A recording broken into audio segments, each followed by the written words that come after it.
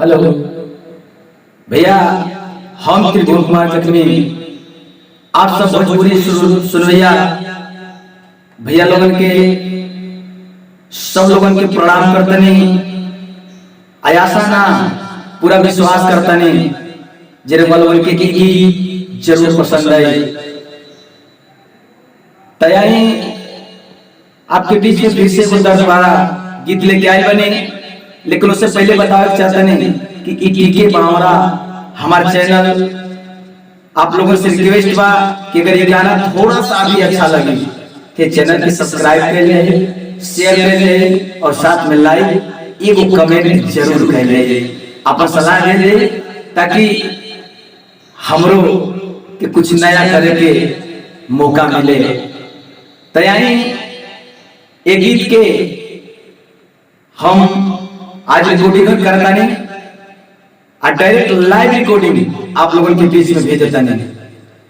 आज भी छोट बड़ कलाकार भाई अगर आइडियो वीडियो बनवाने के चाहता तो संपर्क कर सकेला, जो कि हमारे चैनल पे हमारा नंबर बाटे, वो नंबर पे आप लोग हमसे संपर्क कर सकते हैं। अगर हमसे जौन भी सहयोग होई सेवा हम जरूर दे। तैयारी ये गीत की हम रिकॉर्डिंग शुरू करता है।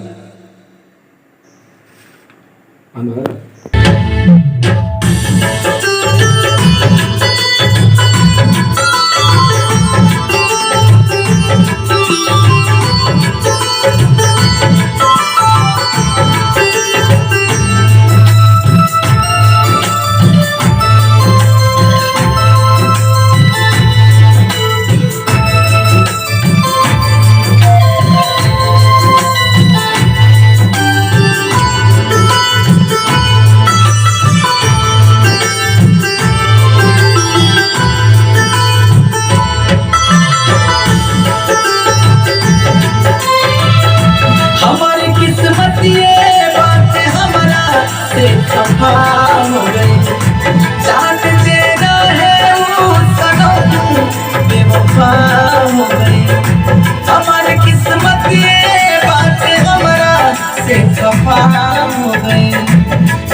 तेरा है वो सनम बेवफा हो गए।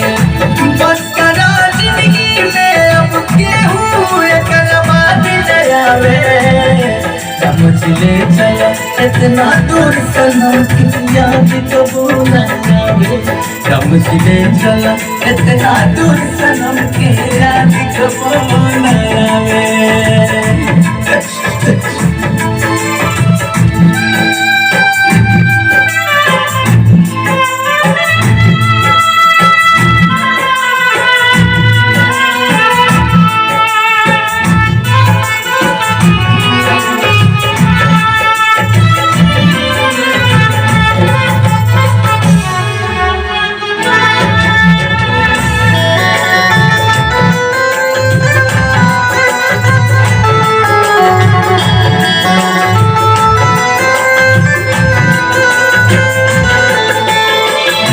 कौन हुई दुनिया जहाँ खुदा के खुदाई हुई, प्यार तो हुई बाकी कुहाना जुदाई हुई।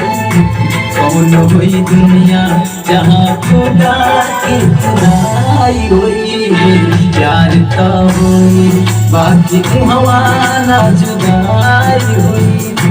कोई के हरी कोई नहीं बाकी तनिको रास न आवे, समझ में चला इतना दूर सनम की याद जगाना आवे, समझ में चला इतना दूर सनम की याद जगाना आवे। हमारी किस्मत ये बात हमारा से खफा हो गई, जान तेरा है वो सनम बेवफा हो गए। हमारी किस्मत ये बात हमारा से खफा हो गए, जान तेरा है वो सनम बेवफा हो गए। बस करा जिंदगी में अब केहू एकर बात न आवे, समझ ले चला इतना दूर सनम की याद कबो न आवे समझले चला इतना दूर सनम के याद कबो न आवे